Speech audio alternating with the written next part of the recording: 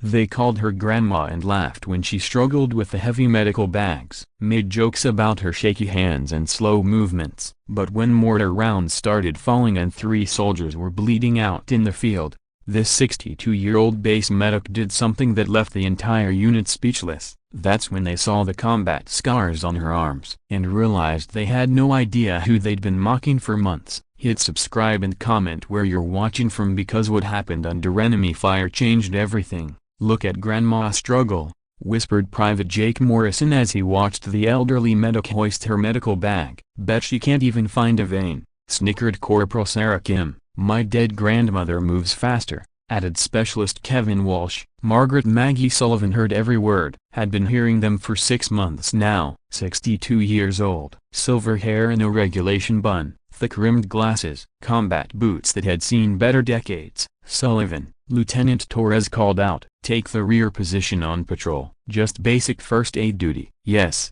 sir, and try to keep up. The squad laughed. Maggie shouldered her pack. FOB Liberty sat in the middle of nowhere, Afghanistan. Dust, heat, and constant tension. Home to 300 soldiers who thought they knew everything about war, including who belonged on the front lines. Why'd they send us a grandmother? Morrison complained during evening chow. Diversity hire, Kim replied. Check a box.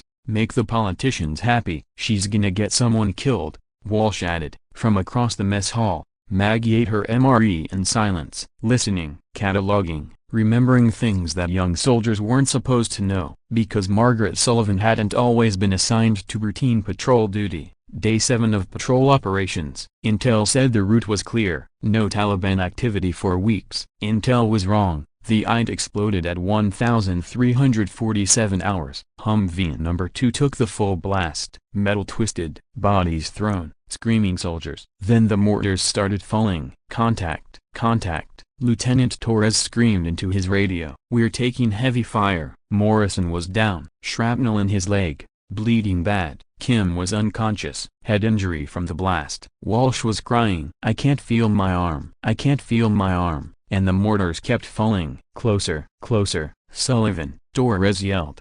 Get over here, now. Maggie moved through the chaos like she was walking through a garden. Calm, focused, professional. Incoming rounds exploded around her. She didn't flinch. Morrison first, she said, kneeling beside the wounded private. Ma'am, we need to get to cover. Hold his legs steady. Her hands weren't shaking anymore. They were steady. Surgical expert. She examined the shrapnel wound with precision that left Torres staring. This is going to hurt, she told Morrison. Ma'am, shouldn't we wait for Maggie extracted the metal fragment in one smooth motion. Morrison screamed, but the bleeding stopped. Pressure bandage, she said to Torres. Now. While Torres bandaged Morrison, Maggie moved to Kim. The corporal's head injury was serious. Possible skull fracture. We need a medevac, Torres said, panic in his voice. Medevac's 20 minutes out, Maggie replied calmly. She doesn't have 20 minutes.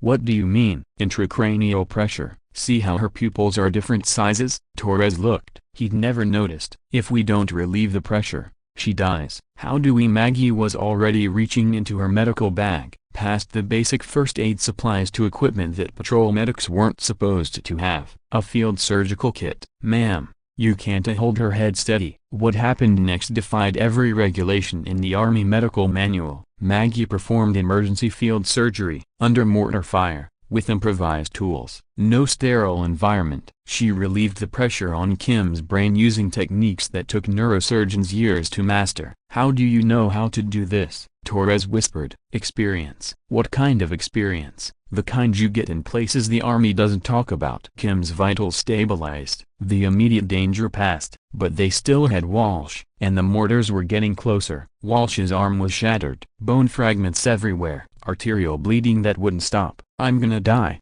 he whispered. I'm gonna die. No, you're not, Maggie said firmly. She worked on Walsh's arm with the same calm precision, locating damaged arteries, stopping bleeding, stabilizing bone fractures, all while explosions shook the ground around them. Torres, she said without looking up, call in our position to the medevac. Tell them we have 3 stable casualties ready for transport. Stable, ma'am? They were dying 10 minutes ago. Not anymore. The medevac arrived 18 minutes later. By then, All 3 wounded soldiers were conscious and stable. The flight medic looked at Maggie's work and whistled low. "Who did this field surgery?" "I did," Maggie said simply. "You're a combat medic?" "Among other things." As they loaded the casualties, Torres pulled Maggie aside. "Ma'am, I need to know, what's your actual background?" Maggie reached into her cargo pocket, pulled out a worn leather wallet. Inside was an ID that made Torres step back. "Master Sergeant Margaret Sullivan," she said quietly. "Special Forces Medical Sergeant, 28 years active duty." Torres stared. "Your Special Forces?" "Was 18D medic, did 6 tours between Iraq and Afghanistan." "But why are you assigned TOA?" "Because after 3 decades of putting soldiers back together in combat zones, I thought I wanted something easier." Her voice carried decades of weight. "Something routine." Torres looked at her gear. Really looked for the first time. The medical bag wasn't standard issue. It was customized, professional, combat tested. Her movements weren't those of an aging grandmother. They were those of a seasoned warrior. "How many soldiers have you saved?" he asked. "Stopped counting after the first 100. I ran medical ops for Delta Force," Maggie continued. "Places you've never heard of. Missions that never happened officially." "So when Morrison and the others were wounded, a routine?" "I've done brain surgery in caves while under sniper fire, fixed arterial bleeding in helicopters taking rocket fire." She looked back at the evacuation site. "This was easy." Torres was quiet for a long moment. "Ma'am, why didn't you tell us?" "Because I didn't want to be the Special Forces legend.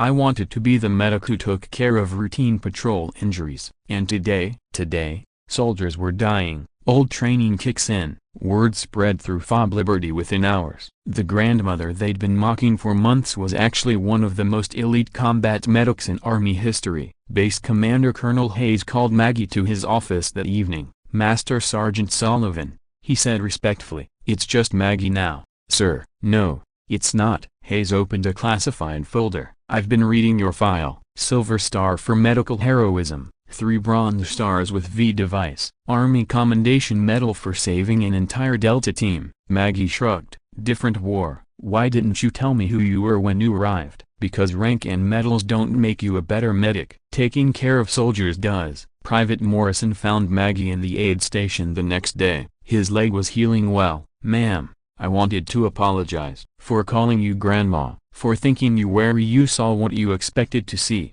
Maggie said simply. "An old woman with a medical bag." "But you should have treated me with respect regardless of my background." "Not because of what I've done." Morrison nodded. "Ma'am, will you teach me?" "Teach you what?" "How to stay that calm when people are dying. How to work under fire like it's nothing." "It's not nothing. It's everything. When someone's life is in your hands, panic is a luxury you can't afford." The entire base transformed after that day, not just in how they treated Maggie, but in how they approached their duties. Young medics started asking real questions.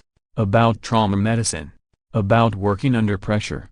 About making life and death decisions. In Delta operations, she told them during impromptu training sessions, "We didn't have the luxury of perfect conditions. You learned to save lives with whatever you had." "How did you handle the stress?" Corporal Kim asked, her head injury fully healed. "By remembering that every soldier was someone's son or daughter. They deserved my best, no matter the circumstances." 3 weeks later, another unit took heavy casualties. I'd blast. Multiple wounded. This time, when Maggie volunteered for the emergency response, no one questioned her. Morrison, handle the minor wounds. Kim, assist with triage. I'll take the critical cases. They worked together like a Special Forces medical team. No hesitation, no hierarchy, just professionals saving lives. All casualties survived. The training program word reached higher command about Maggie's skills. She was asked to develop a new combat medic training program. "Master Sergeant Sullivan," the general said during a video call, "we'd like you to train our next generation of Special Forces medics." "Sir, I'm happy where I am. The Army needs your expertise." "The Army has my expertise, right here, taking care of soldiers who need it." She stayed at FOB Liberty. But now, when critical cases came in, she seamlessly transitioned from routine medic to trauma surgeon and back again. New soldiers arriving at the base were briefed about Maggie during orientation. The medic in Station 2, sergeants would say, "Treat her with respect. She's earned it." They didn't always explain why. They let new soldiers figure it out for themselves. Usually, it didn't take long. When incoming mortars hit the base, Maggie was there with expert trauma care.